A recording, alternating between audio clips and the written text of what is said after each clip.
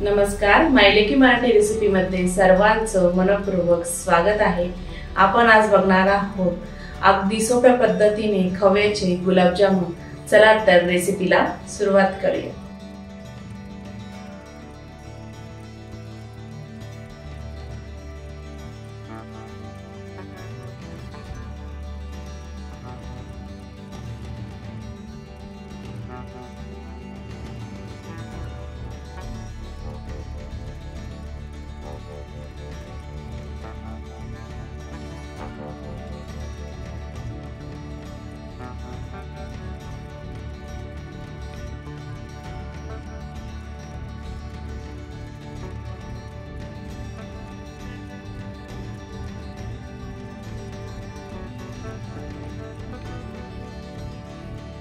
आपण इथे 1 कप खवा घेतला आहे।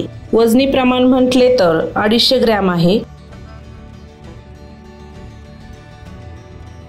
त्यामध्ये बारीक रवा 1 चमचा टाकायचा आहे। रव्यामुळे गुलाबजामुनला टेक्स्चर छान येते। पाव कप मैदा घेतला आहे। आवश्यकतेनुसार थोडा थोडा मैदा टाकायचा, खव्यामध्ये मिक्स करायचा। कारण खवा पातळ असू शकतो त्यामुळे मैद्याचे प्रमाण जास्त लागू शकते। घट्ट असेल तर प्रमाण कमीही लागू शकते।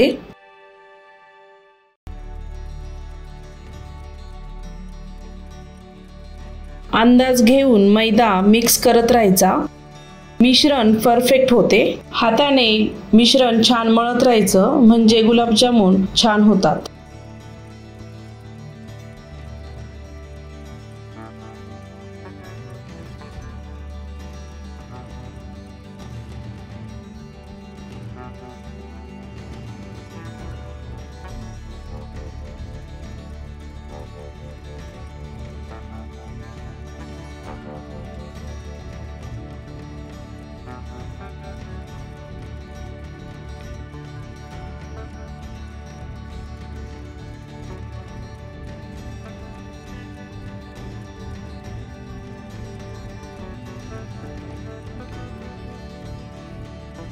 इतपत आपलं मिश्रण मळून झालं।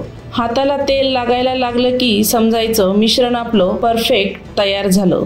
मिश्रण 10 मिनिटांसाठी बाजूला ठेवूया।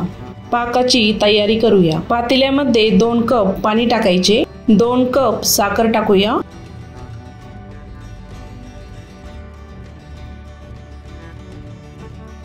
साखर पाण्यामध्ये वितळून घ्यायची। पाण्याला छान उकळी आली की 2 चमचे दूध टाकूया।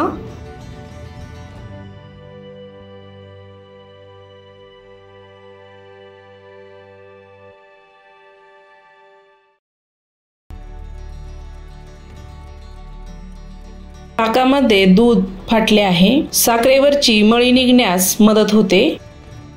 चमच्याने चाळणीवर सर्व मळी काढून घेऊया। पाक एकदम स्वच्छ होतो। 5 ते 6 मिनिटांनंतर पाक आपला छान तयार झाला। त्यामध्ये केशरच्या 7 ते 8 काड्या टाकून घ्यायच्या। तुमच्या आवडीनुसार इलायची पावडर ही टाकू शकता। मिश्रण आपले छान भिजले आहे। पुन्हा एकदा मळून घेऊ। मिश्रण इथे एकदम मऊसूत तयार झाले।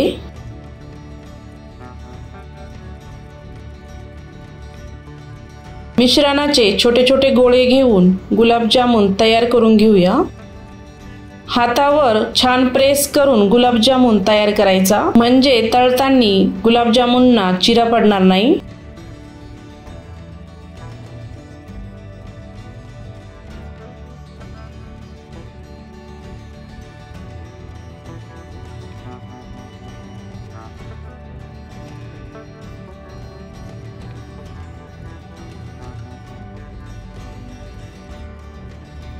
दुसराही गुलाबजामुन असाच तयार करून घेतला। सर्व गुलाबजामुन तयार करून घेऊया। मध्यम आचेवर तेल गरम झाले आहे। गुलाबजामुन तेलामध्ये सोडून घेऊया। गुलाबजामुन तळायला कढई खोल बुडाची घ्यायची। गुलाबजामुन छान तळल्या जातात। गुलाबजामुन मंद आचेवर तळायचे। आतपर्यंत तळल्या जातो। झाऱ्याने गोल गोल फिरवत राहूया। गुलाबजामुन छान तळल्या जातो।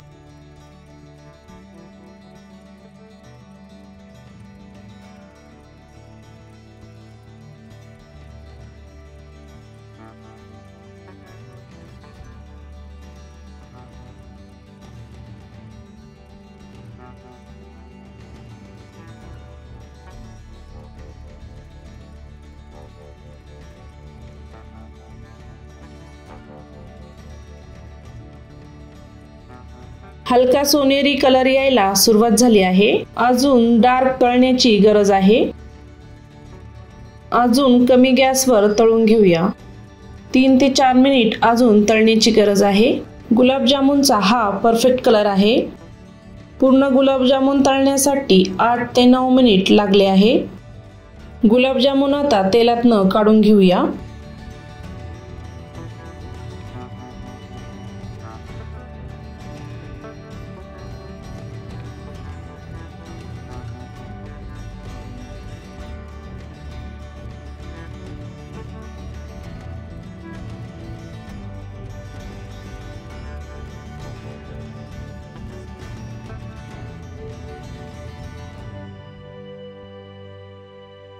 सेकंड बॅची अशीच कमी गॅसवर तळून घ्यायची।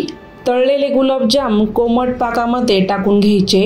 दुसरी ही बॅच छान तळली आहे, पाकामध्ये टाकून घेऊया।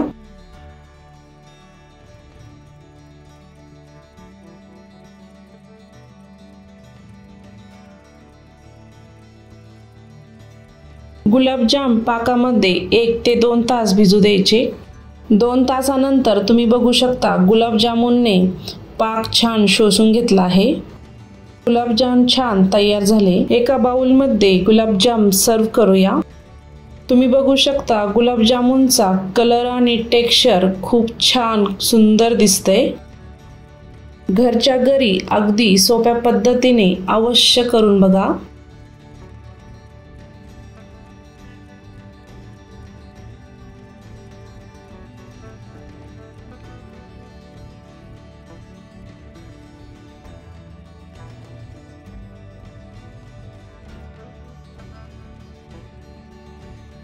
तर अशा प्रकारे आपण आज बघितले आहे खव्याचे गुलाबजामुन। अशाच नवीन नवीन रेसिपी बघण्यासाठी चॅनलला अवश्य सबस्क्राइब करा।